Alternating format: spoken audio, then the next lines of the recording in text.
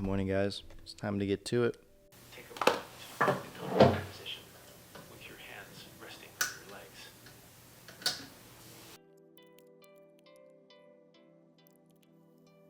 Alright, just spent 20 minutes meditating, PC on, and I also got all of my coffee set up. And something I was just thinking about, I've been consuming copious amounts of coffee, or sorry, that too actually, but copious amounts of honey every single day,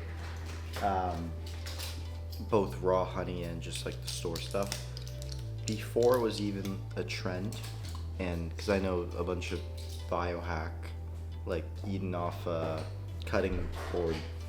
wooden cutting board guys are all doing that kind of stuff nowadays.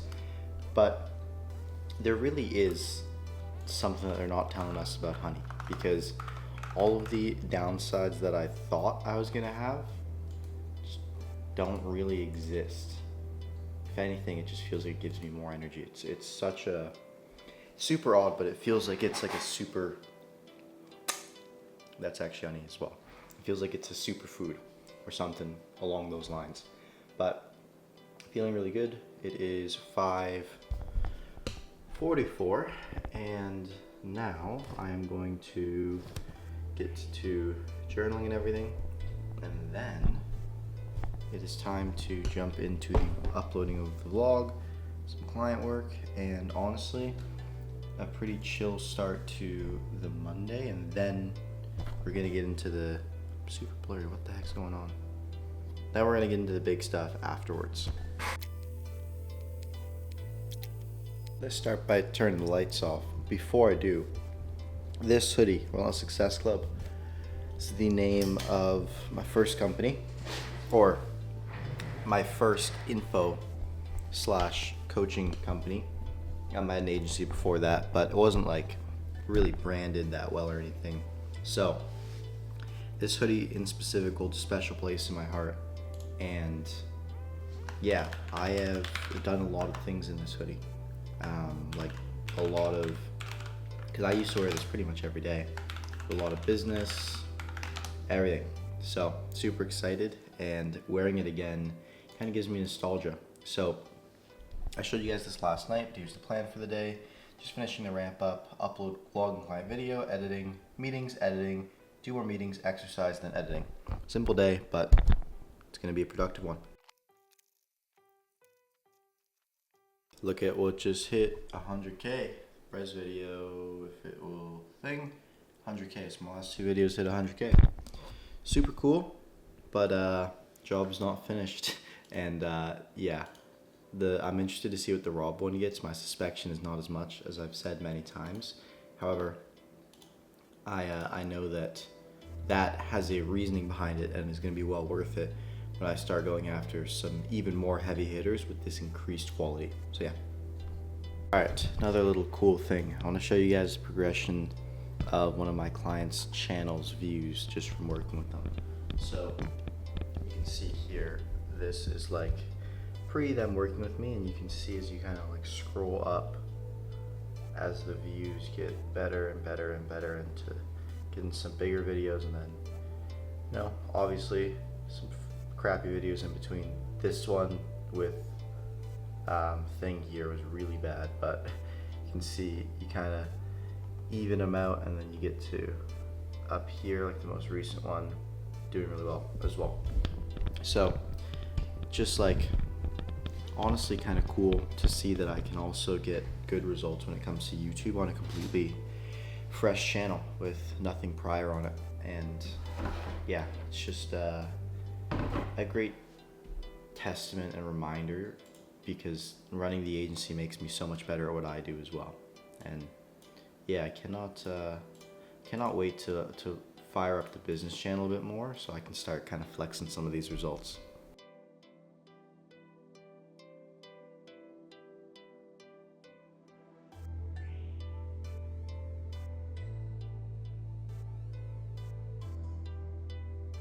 Alright guys, I just made a big decision for this channel that I know is going to, or I'll say it makes me very uncomfortable right now to even talk about it. However, one of the big things that I've talked about on this channel overall is long-term time horizons. And I've talked about how I very intentionally deny clients and don't make as much money as I could because I've been trying to just focus on mastering the skill of learning video. And something that I, again, keep noticing is I'm rewarded time and time again for my ability to uncomfortably put myself out there. And trust me, this series has done that. But it's almost shrouded a little bit in mystery, right? You just see me working, and first it was monk mode, and you're thinking, okay, well, all right, he's working on monk mode. Okay, cool, whatever. Then it was road to 1 million. And you're like, okay, road to 1 million, but like, what is he doing? And how is he doing, right? Like, if I'm going to make the series called Road to 1 Million, I think I owe it to my future self, but then also the viewers watching, to transparently show my finances. And there's a caveat to that, because when I say transparently show my finances, I don't want the total amount of money that I have to be known. I don't think that's intelligent, and yeah, just I don't think that's smart. However, something I do think is intelligent is my monthly, right? Showing you guys actively what the work I'm doing and documenting is bringing in, and it will also hold me accountable to making money because something that I have talked about a lot on this channel is I'm not in an immediate crunch at all to make money, because I have stuff from my previous businesses, savings, and then also my living expenses are super low. So it's really easy to just coast and say like, hey, I've got a long-term time horizon, I'm not in any rush, all this stuff. But I think it gives me a new level of urgency to show my finances on the video. Like, for example, I've made $3,000 this month, and I put that on the title of this vlog that I'm uploading here. I'll show you guys the thumbnail. So now you can actively, well, I guess you probably saw it to click on this video, but you can actively see how much I'm making. And I think that's powerful because I already feel like a sense of urgency just from showing that, because I know I could literally do a database reactivation and jump to a much bigger number. However, again, I choose not to do that because I want to focus on my videos, and then once my videos are at the quality I want them, my skills at the quality I want them, then I can focus on kind of building up the empire in the actual aspect of starting to monetize it, get clients, all this stuff. But I need to do that still. And I think showing in these moments where I'm not doing that and still kind of like pulling the slingshot back is super powerful. So I did it in this series before, and you can see I documented from like literally me restarting my business after leaving my previous one to getting to $10,000 a month in 30 days with my new business. And just for context, I know a lot of people talk like, oh, we're gonna go 0 to 100K a month, Chad scale 30 days. I don't believe in that crap. I don't want to run ads. I want to do it completely through organic with no outreach, just literally my organic YouTube, because that again is the long-term vehicle that forces me to have a long-term time horizon. And it's also in monthly recurring revenue, which you can modestly like play that out to ARR, so annual revenue, and that is actual money and financial stability, not just hidden piffs. So just want to share that because I know this new level of transparency is going to force me to kind of really get myself in gear at a new level. And the more I can create that external kind of urgency, obviously the better that I'm gonna be at what I do. So super excited to begin showing that with you guys. And now I really gotta document. And I think my inspiration for that was like looking at TJR's stuff, where he's showing the amount that he's making every single day, and a few other people that do that with drop shipping. And for me, it's a bit awkward, at least right now. Maybe this is a false belief in my head, that actually no, yeah, it is. It's an irrational belief, but I feel uncomfortable like having a client pay me and then making a video about it on the same day, if that makes sense. However, I think that's just a belief that I have to get through in my head, because at the end of the day, I run an agency, so my goal is like to actually deliver for these people. It's not like I'm just like hitting the lick with the info product and running off. I guess it might even be a good thing, because the client will see me like taking time to onboard them, do all this stuff. So I'm super excited for that, and that's just something that clients will have to deal with working with Alex, is that he's gonna show everything. And if you don't like that, I mean, we can have a specific conversation, but I'm not gonna let it get in the way of this series, because at the end of the day, transparency and documenting the journey is what I'm here for.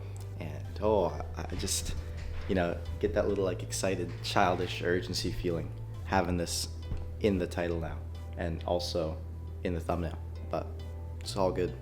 Oh, one last thing. Sorry. It's an ego thing, by the way. The reason why I hadn't done it before, because to me, when I say I've done bigger numbers, and I have done, and I like show the proof of it, all this stuff, and then compared that to like $3,000 a month, your ego kind of hurts, because you want to see yourself as like the person that makes this much revenue. So yeah, that's another reason why I'd been hesitant and reluctant to do it. But you know what? Just screw it. I'll just show it all, and hopefully you guys enjoy.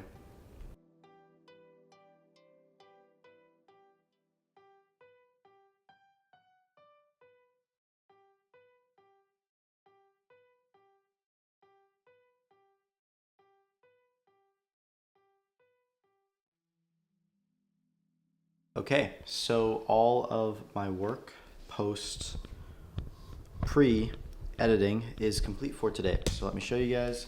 Got client video out live, I got my vlog uploaded, all my client check-ins and my ramp up done. So everything is good, situated, in place for this week.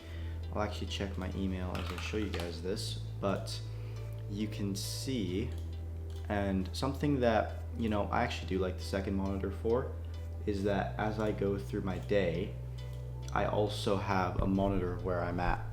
So, I'll show you guys. This was what you watched before. That's what I just did. And now is what I'm gonna be doing. And then I have all the meetings and whatnot as I go through my day. And I'll be honest, I haven't met somebody that robotically lives through their calendar. I've met a lot of entrepreneurs that make their calendars seem like they do, and maybe I do, but it's pretty unrealistic to just follow your calendar robotically to a T, because at a certain part of your day, what ends up happening is it actually becomes kind of just a pain, right? So for me, when after I've left the house for exercise, and I've kind of when I go for my run, I'm already usually done with my most important task of the day, which, by the way, beautiful morning today. Look at that. Is it gonna focus? Maybe it's my skin tone stopping it from focusing. Anyways, we'll see. But when I go for my run, I'm already done all of my usual work for the day. So that means the only thing that's really happening is winding down, responding to stuff, just generally being on the computer, maybe watching some YouTube. I really gotta clean the pool side. There's so many paws from the various creatures that run around at night. I'm one of them, I guess. But yeah, it doesn't make sense to live through your calendar past that point of getting the high leverage stuff done for the day. And I think people who try and stay perfect with their calendar 24/7 their entire day are just either they have like a assistant or something, or they're in a they're in a sprint period where they're highly condensed, and it usually is never about work. Like, that makes sense if you have a bunch of meetings. You have a bunch of meetings throughout an entire day, so you have like 10-12 hours of meetings, then you can schedule out your entire day, or you have to account for travel time, all this stuff, because that starts to make sense. But when you're just sitting and working, you don't need a calendar past a certain point of the day. It's just to give you clarity. And I'll say Monday is by far the day where my calendar is actually the most important, because I have meetings today, so I have to organize the rest of my stuff in a very timely sense. And yeah, just a little update, because it does really help. And I used to think it was an obstructive thing of like, oh, I kind of just want to free flow all this stuff. Typically, the structure will free you because you end up getting everything you need done, and then you can sit there and actually do what you want. So I just say create structure to get the things that you might not feel so naturally inclined to obsess over done as quickly as possible, and have estimations of how long they're going to take and everything, so it can all be accounted for. And that's what being I guess I was actually watching a few videos on this last night, but I like Tate. He says this term. It's like, be a professional. And what that means to me is you gotta show up on time, you gotta be consistent, and you have to be able to be relied upon by yourself and by others.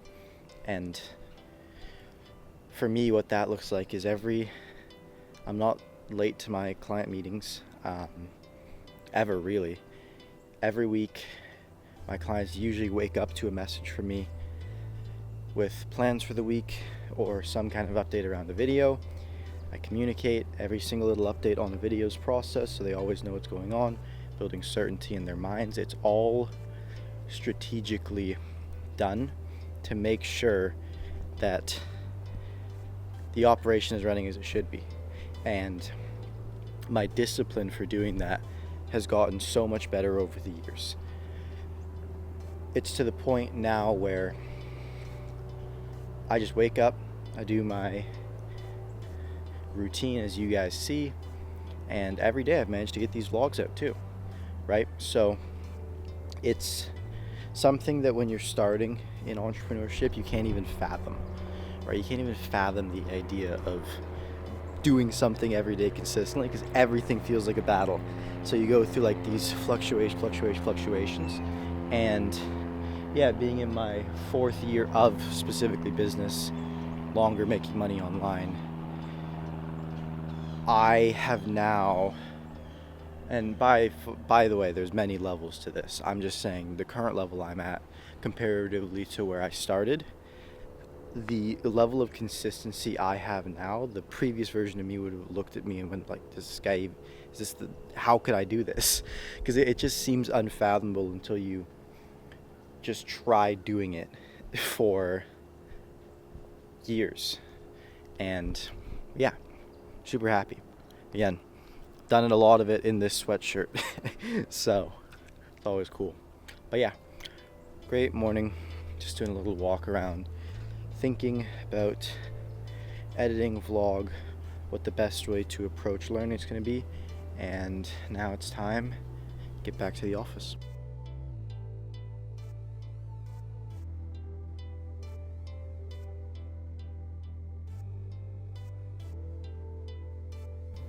Never in my life did I think I would be doing what I'm about to do, which is buying a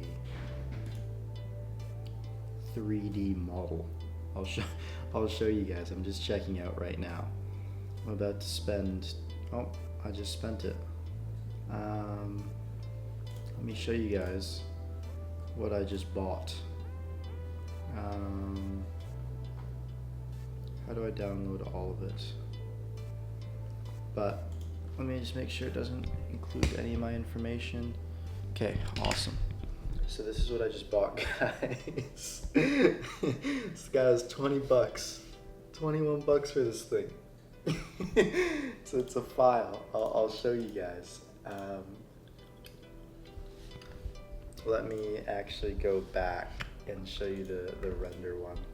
What made me pull the trigger on this pin here? So this is a him.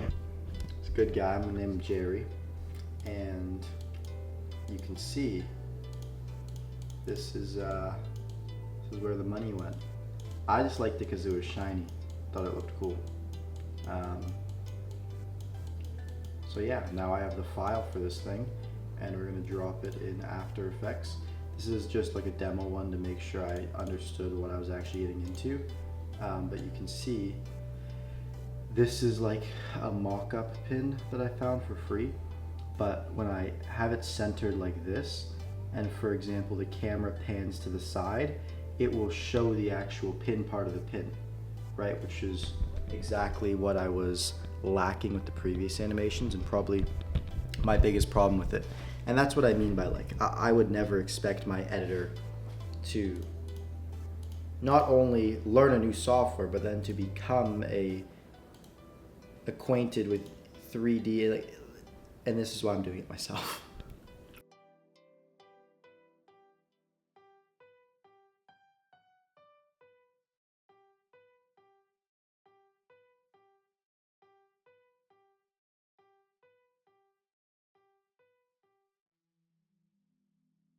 All right, let me show you guys this.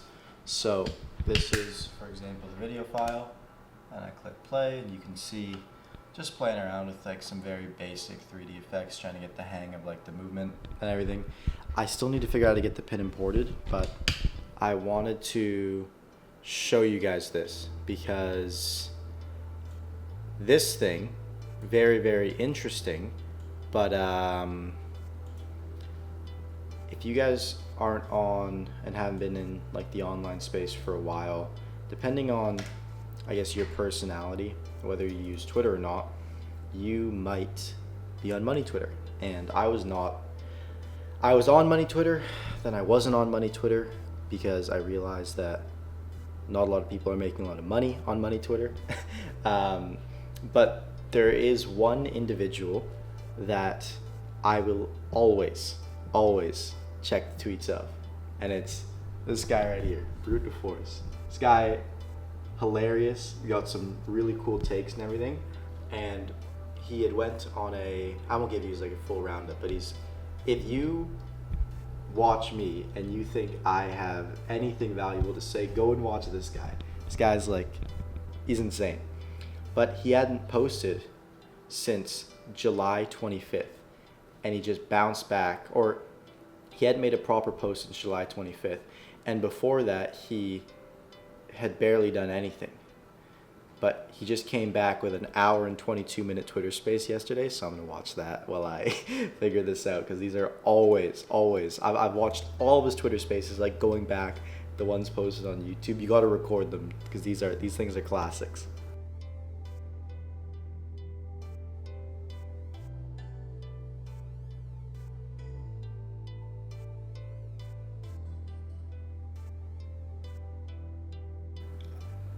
I've seen exactly. I know a lot about semi-lens. I've been through all of consulting.com, and I know exactly what clip you're talking about too. I've seen it.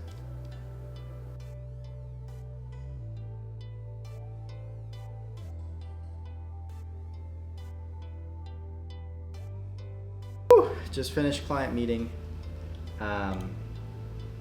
That one was with somebody I do consulting with, in addition to like some like done for you elements, but that one was longer because of that. So hour 15-minute call. Now I don't have my two later meetings, which is why I actually went super overtime on that one, which means that now, oh, the lighting looks insane. I was wondering like why the lighting looks so good. It's because I turned this on for my meetings. I need to turn this on when I record and talk to you guys, or at least do the thumbnails. This makes it look like a million times better. It's crazy the power lighting has. But I'm going to eat some food if I can. Maybe just, I don't know if I have food already made. I'll see. And then I'm gonna call my friend group FaceTime call, mess around for like 10 to 15 minutes, and then I'm gonna get to editing. I've got the entire rest of the day free. I'm super tired and a bit sleep deprived, so I have to be conscious of that. Maybe have another coffee, but I'll figure out what to do. And boy, this lighting looks good. I'm gonna go for the thumbnail shot right now, actually.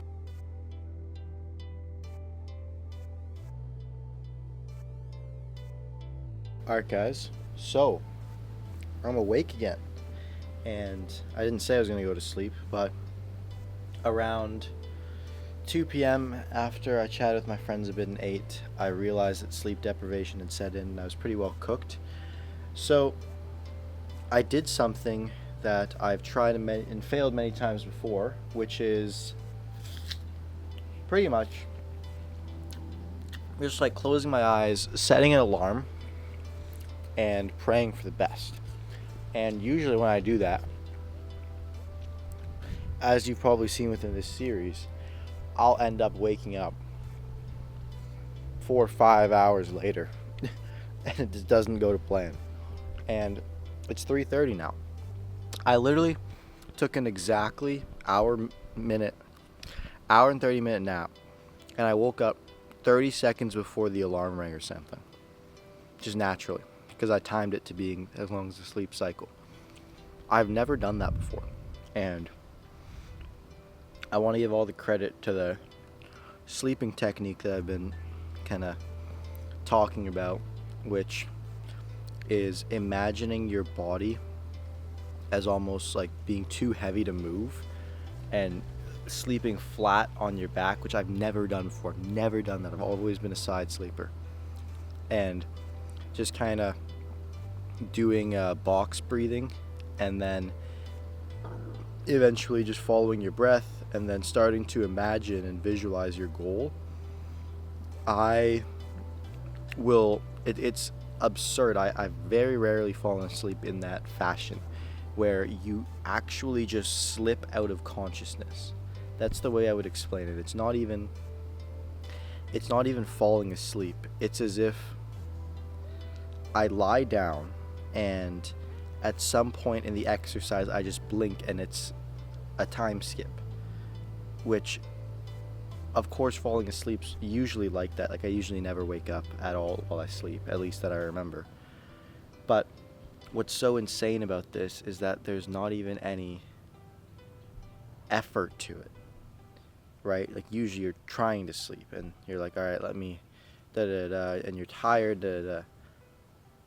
I actually just closed my eyes, blinked, and feel like completely re-energized. And it just comes down to getting better control of my mind, of course. I imagine the meditation I do helps a lot with that, because I can really easily focus in. Not that I'm like a monk or anything, but I can very easily focus in, at least compared to my brain when I'm not meditating. And yeah, I just knock out. And I guess that's a new level of self-control too, right? Which is always awesome, to be able to achieve new things in yourself because you're getting better at what you do. So now it would be the time that I'm usually done all my meetings, because I napped until then, and I feel completely re-energized to where I don't need to take a nap or go and exercise because I'm already like on the way out for the day. I can now go back to my desk, put in hard, intensive, laborious work, and then go and exercise. And I finally get what I've understood it, but I've never lived it until just now, what a Churchill nap was, or a Tesla nap, or an Edison nap was. I finally get it now. I think I just had my first ever one of those. So, interesting. But how do you get back to work?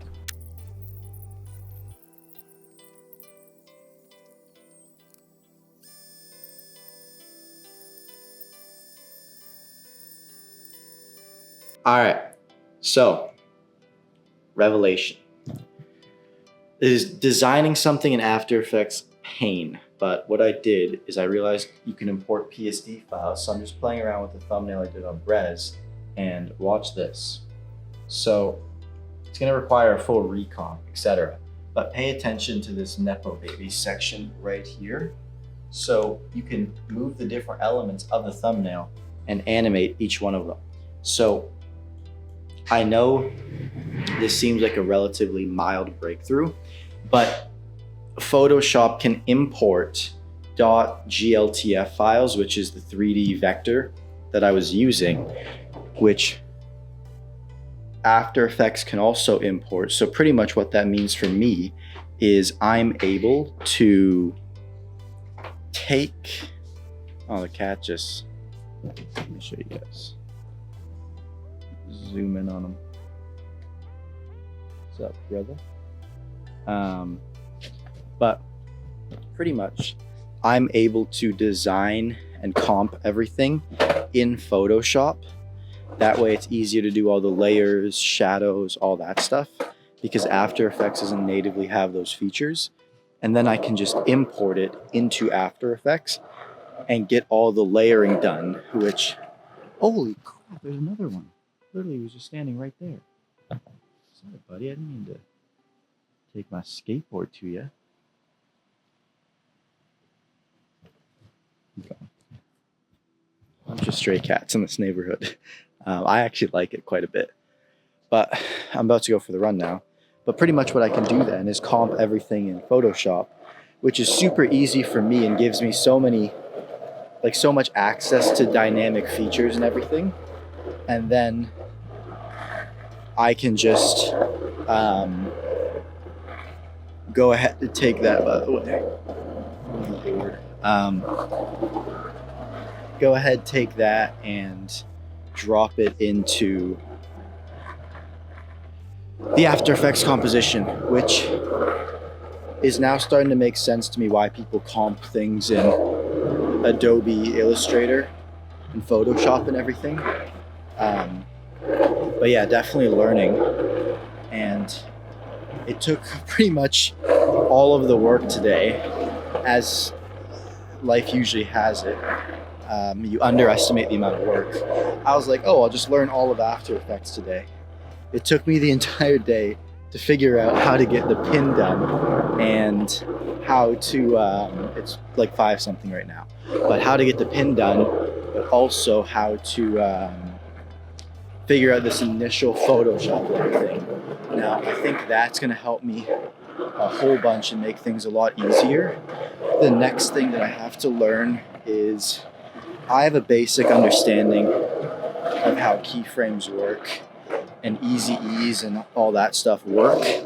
I need to play with the graphs on camera movements more to figure out how to get them all smooth and everything, because that's going to be a game changer. But then also how to do that where I'm able to go ahead and just drop it into After Effects and have it as like a templatized thing I can do.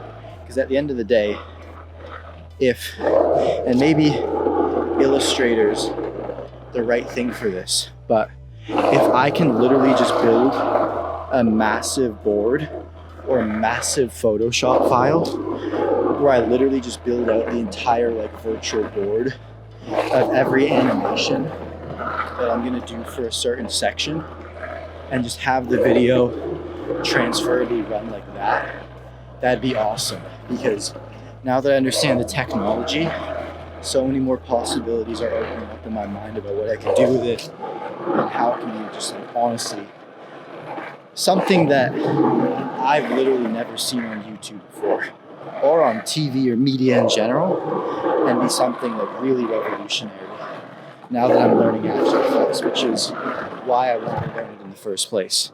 So, you couldn't tell, by the way, I'm going fucking fast. Holy shit. But yeah, now I'm gonna go for my run, get those thoughts out. Beautiful kind of dusk setting. perfect time to go on a run, so I'm not going to miss it. And before I do that, I want to give you guys a little skit. I mean, no, I'm not going to do that. Just going to go for my run. Just going to see you guys. That's the stop sign I'll usually stop at right there. Gonna keep running. Feeling good today. Big breakthrough.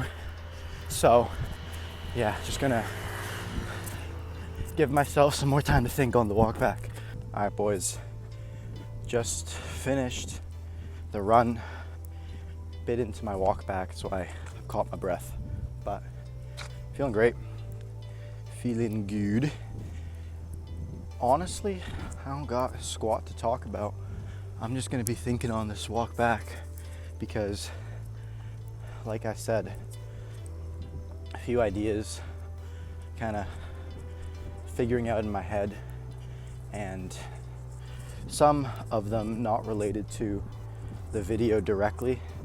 They're more just life stuff, but just as important as specifically obsessing over the video is understanding the way you think and why. I guess I'll talk about that because the video is still getting figured out.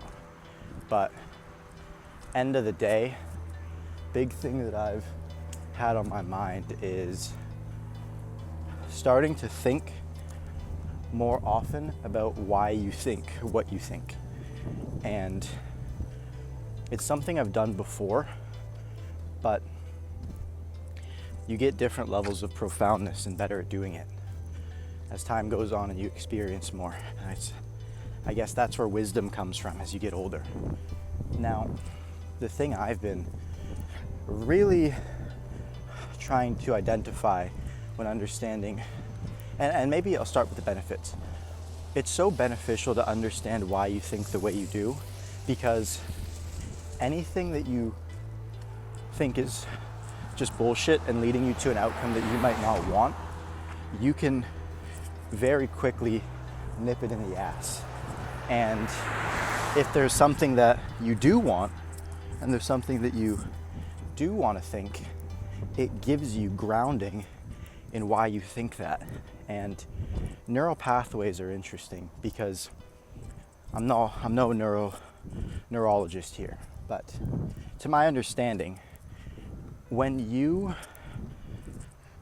create a thought in your mind, there's a part of your subconscious that stores everything you've ever thought ever. And what's so powerful about that is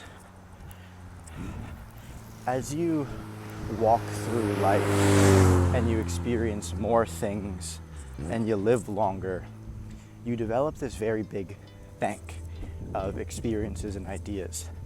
And if somebody isn't where they want to be in life, which I would generally say a big driving factor in high performers is just a baseline level of dissatisfaction. So chances are you can be satisfactory if you've done some level of inner work, but you always want to go further. So you have these negative-ish frames around your previous experiences. And the power in understanding that this bank of thoughts exists is because most people leave it untouched. They look at their memories and their experiences and they use their perception of it at whatever level of wisdom they experienced it, which is very surface level. I'll give you 2 examples. Somebody could have said something when you're 7 years old and it could have left a deep wound on your subconscious mind. Maybe you got embarrassed in class and now you're holding on to that fear of embarrassment as the irrational 7-year-old who is scared to talk and show and tell in your mind. And it's funny because a lot of us walk through life with the thoughts and opinions of a very much younger, less wise version of ourselves. And it creates these childlike tendencies, which I'm by no means a disadvocate for. There are a lot of childlike tendencies that are great, but there are irrational ones as well that hold us back. The embarrassment one's a perfect one.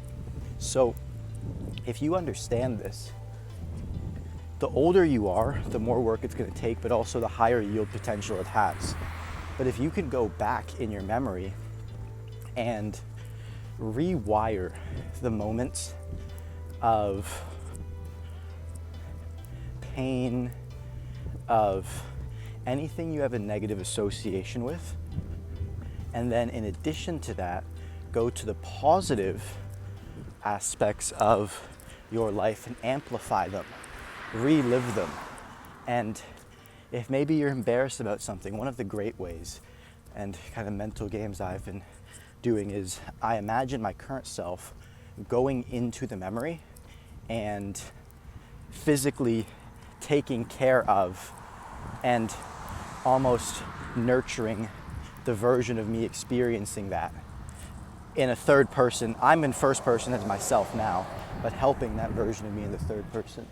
And it's such a powerful technique because you can see the vivid irrationality in a lot of the situations.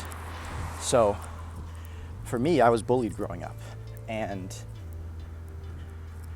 when I look at those situations, I had unintentionally done this actually, but those situations got rewired in my brain, and it was kind of what made me realize that this was even possible in the first place. Because one of the people that bullied me, I can hand over heart call one of my best friends today.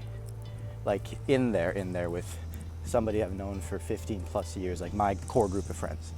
And the only reason why something like that's possible is by looking at the irrationality of the grief and resentment the third grade version of me had, and realizing that it really, in my mind, what happened was a traumatic story that I was telling myself as a younger version. And in reality, it was just like playground roughhousing and me taking other things from my personal life that were going on and playing out that whole story.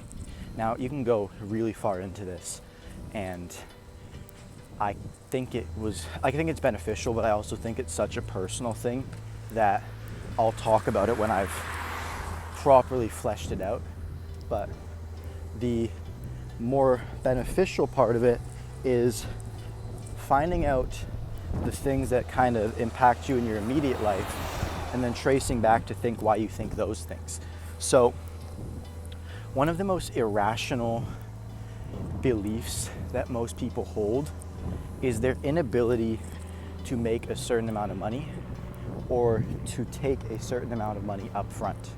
And this is actually from the book Psycho-Cybernetics, but I don't remember all four of the questions, but I'll paraphrase. The way to assess whether a belief is truly one that you believe in, because that's the thing. We don't believe a lot of the things we believe in. We just never actually thought about them. They kind of just got baked into experiences that happened in our life. So I'm not a believer of like changing who you are. I think that's a load of horse shit, and nobody actually changes who they are, right? We all end up exactly the person that we are, no matter how much like tomfoolery you do to try and alter yourself. Now, at the same time though, I don't think a lot of people realize that they are right now. They project onto the world right now who they aren't. And if you have that voice in your head that's constantly trying to make you do things, and you, like, I think a big part of depression, and then this is like where I start getting into crazy takes, but I think depression is in a lot of situations a skill issue. And there are periods of melancholy that everyone goes through, but prolonged depression, I mean. And like, you'll see Tate talk about it, and he'll give like the biological reasoning of like, if you train, have money, nice things, admiration, women, whatever, you'll be happy. While I somewhat agree with that, I also think there's a psychological aspect to it of your body and subconscious mind. If you look at Carl Jung, they're like the quiet conductor of your life. And a lot of the things that we think happen in our lives as humans that we try and consciously rationalize are actually from the subconscious acting. And it can even manifest, like there's great research done at this point that injuries manifest in the way that we think, and that patients heal faster based on their perception of their ailment. So all of that comes down to the actionable, which I maybe should have gotten to sooner, but going in your memory and rewriting those. And I gave you the one way of how I've been doing it and practicing, and by the way, I'm always developing this stuff, but which is going in and actually looking at you in those experiences. And the 4 questions, are, would I hold this, like if this was someone else's life, what would I think of it? If someone else had this experience, would I still think that way? That's one of the most powerful ones in my opinion. Is this constructive with me achieving the thing that I think I want, like that I'm currently trying to achieve, is another one. But honestly, I just want to sum it up down to that one because it's the only one I remembered for a reason. If you can look at yourself in the third person, that's why I came up with this, or even somebody else in your shoes, like maybe even do like some uncanny face swap kind of bullshit, but you look at that person and you go, do you deserve to have your actions today impacted by this experience? And I'll give you a great example. You might be pissed off and whatever because you can't charge enough money on your sales calls.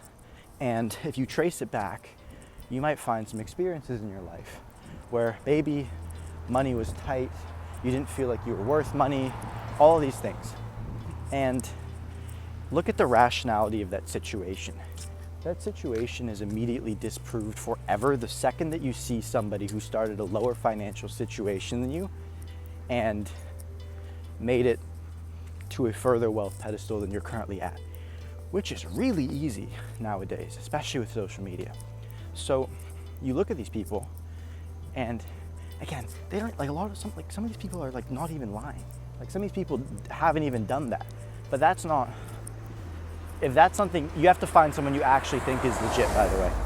Like, I just, this is a whole nother tangent, but a lot of the time, the heroes that we make up in our mind, we almost have like folklore beliefs about them, which propel us to this like superhuman level of work. And Brood actually talked about this on his space, which I found so interesting because you see it in so many biographies, which is what I've read, where you looked, another frog, same place as yesterday. You look at a lot of people's stories, and Alexander the Great in the Bible is literally called a demon. And I've read the biography of Alexander the Great, and I'm not here to nitpick history, but going on the context of the story, generally speaking, being true, all of the greats are just masters of theatrics in one way or another. Their actions as people retell their story over and over again continuously get altered, right? Like, one time when the person retold the story the first time, he killed the guy. The next time he knifed him. After that, he killed him with his bare hands. And then after that, he killed him with his bare hands and he ate him. And it just keeps getting more and more extreme to the point where eventually somebody gets the story from this person and they're like, this is not real. Or they think somebody's so much more superior than them because they're holding their self-image up to a literal lie based on like the stories being retold over and over again. And my favorite example of this is a guy like Sam Bankman-Fried. Everybody was calling him genius, philanthropist, golden heart, da-da-da. And this narrative just kept getting played out and out and out and out. And it span out to the point where Mr. Philanthropy, who billionaire wants to donate it all back, has a I don't even know where to get started on this. If I remember the story right, he had a penthouse apartment or villa in the Bahamas and was having a 8-way relationship with multiple members of his staff team at FTX, all while living there. And also his whole vegan act was played out because he was using a certain drug to enhance his mental performance that didn't react well with meat. Like, it's, and don't even get me started on like the holding companies and him. I mean, you could argue Binance does the same thing. I think CZ's a bit smarter. And the same thing can get played out. The same thing can get played out in a negative fashion. Sorry, I went somewhere with that and I had to cut the clip because that can't go on YouTube. I'll let your imaginations run free. Now,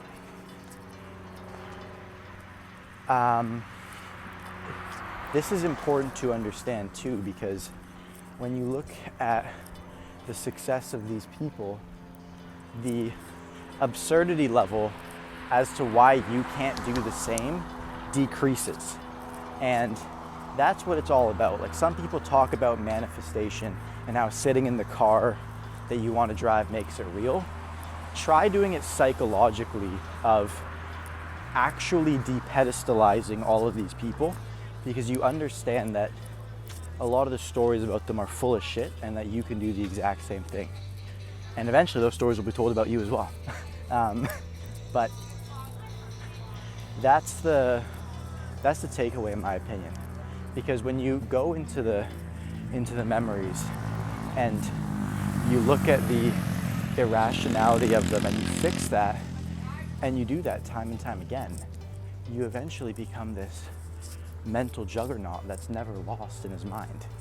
And I've just started this, so I have to go through a lot. I've got a big backlog of shit in my life that I've got to reframe, forgive, ale myself through, and then eventually solve. But you start to look at those beliefs, and even as I'm walking here, I'm thinking of like so many irrational things I believe that hold me back from becoming the person I know I want to be. And this inner work could genuinely change almost like so many elements. Honestly, this is one of the, I talked about an interpersonal breakthrough 2 days ago. Again, subconscious mind. Maybe I didn't know what I was onto, but I think this is it. I know this is it. This is insane to really think about the gravity of how many things I do that hold me back, right? Like the way I present myself, I would say 100% holds me back.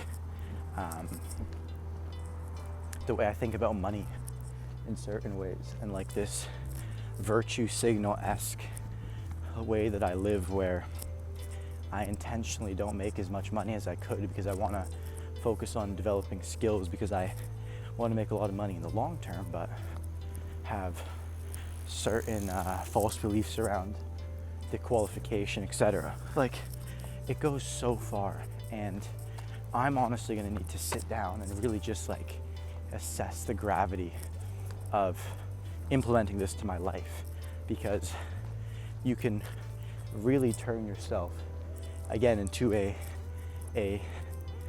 psychological warhead, psychological juggernaut, cannot be defeated if you have the ability to not only write in positive future thoughts, so looking at your future situations and or present things you experience and trying to find silver lining and having a positive outlook. That's the start of it. But how long does it take to change your mind on something when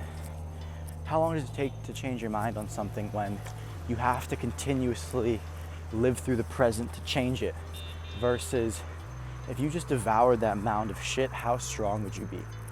And I want to make this super tactical for anybody who's listening this far, because I think I owe it to them. But you don't want to, it's annoying, you don't want to just, so this is something I always think about, because when I have a breakthrough, I always think, how can I repeat this daily to make sure I don't forget it? First thing is that if it's really that profound, you won't forget it. You won't forget to implement it, you don't need to write it down. The next thing after that is everything in your mind is stored, again, in that subconscious that remembers everything.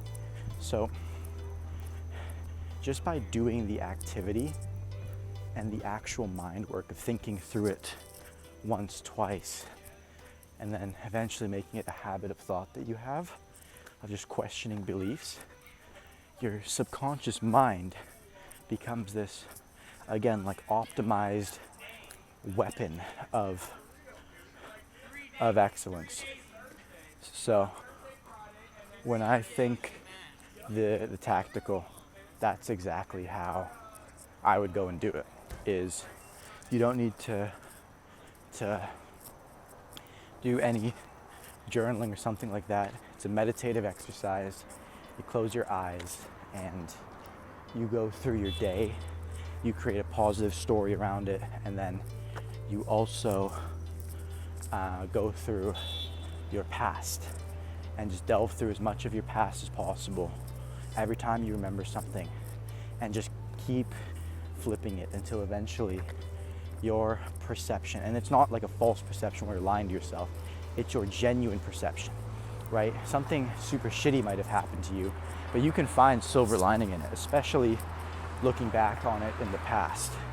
I think the idea of leaving certain things that are painful to you untouched is not the right call. Now, you don't want to ignore that it hurt you and have an airy-fairy opinion around it. I'm not saying that, but derive a positive from it, right? Derive something that is beneficial. So I'm going to do a lot of thinking about this, because I have a lot that I'm doing right now that's completely irrational and holds me back, and beliefs that I need to devour and kind of change my mind on. So appreciate you chatting with me here.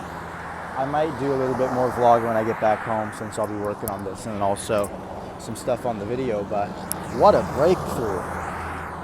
Great. And that's why you gotta walk, stay outside after physically exerting yourself. It's like this black hoodie, because I think it's like the perfect mix for me, where it looks pretty professional and put together, unlike wearing a hoodie is, especially like if I just wear the black hat with it. Looks good, but it also is comfortable, and something that I try and explain to people, nobody gets it, but when I used to play video games, it worked. I used to only wear t-shirts, but I can't operate on a computer as well, or I feel like I can't. It's a completely irrational belief. Ironically, when I have like an open sleeve, I don't know why. It just, I don't prefer it. So, yeah, I'm going to go ahead and purchase some long sleeve in medium, and that will be what I'm going to be wearing going forward. All right, planning tomorrow, and just want to make a unaffiliated testimony because I have been trying NeuroGum now. I've gone through this many packets, and it's a daily part of my flow now, and I've only got 3 remaining, so I'm gonna order some more. They've got cinnamon flavor, which I love. I love cinnamon flavored gum. It just gives you like a nice feeling in the morning. So I have just ordered some more. Let's go. Okay, so I've got some more NeuroGum arriving. I've got enough nicotine gum to last me at least until the new year, probably. No way. Maybe like another week. Anyways, tomorrow's plan, tomorrow's calendar. So today was a really great day. A lot of mental breakthroughs today. A lot of stuff that I actually want to write down on my board. So I'm going to do that right now. I'm going to write down that thing about memory that I wrote. Memory rewrite. And then I'm also going to write down exercise. Awesome. Cool. So I've also got my uniform, the larger version of this thing, coming on Wednesday as well, and plan for tomorrow. Super simple. So I'm going to show you my task list. I'm going to go ahead and do client 3x. So I do my ramp up, upload my vlog, client 3x, learn After Effects crime board. That's all. I want to create the full workflow for the vectorized version of what I've began MacGyvering here in After Effects and getting it to all flow super well. So I'm gonna figure that out tomorrow, and that's really the only goal, because learning that, I mean, dude, the animations I'm gonna be able to pull off if I can use Photoshop in tandem now, which I can, are gonna be insane quality, especially 3D too. So super excited for that. I'm also happy to just be learning all this stuff, because again, this is stuff that I know no other creator knows how to do. So at least in the business space, and with the acumen to also combine the business end of things with the creative side of things from my knowledge. Maybe there are some wizards out there, but I believe most people that have the skill are in the back end of those teams. Okay, so that's my plan for tomorrow. To show you the calendar, I'm gonna wake up 5 a.m., do the client work, and then work until 5. Then I'm going to work out. So I'm gonna start that. Work out, which is gonna be run, and I did 40 push-ups today, but I'm gonna get back in the habit of that, and then after that, I'm not really gonna plan it. I'm just gonna do a little bit of planning for the next day, etc. But it's 8:34 right now, so to wake up at 5, should be getting to bed in the next 30 minutes or so here. However, there's a new episode of Landman, and I actually watched it before it became popular, when it really first came out, and we got season 2, episode 2 coming out. So I'm gonna watch that. Sorry, I'm just saving the After Effects file right now, and let me write this down. This is the thing, there's a dichotomy at play where you want to be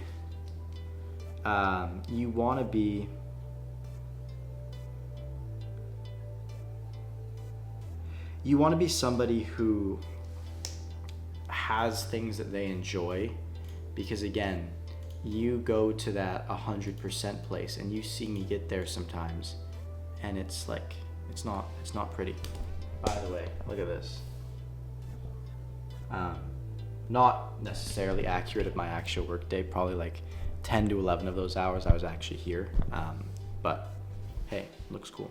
So that's that. Call it all quiet on the Western Front, or I say Eastern Front, sometimes. I said this actually in today's vlog. I don't know why I'm saying that again, but I call that like my Slack check before I go to bed.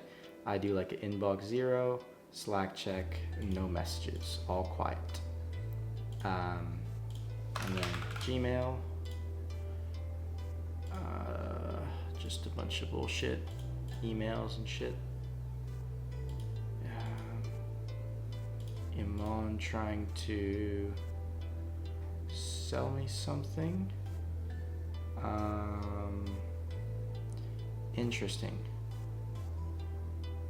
Pretty interesting.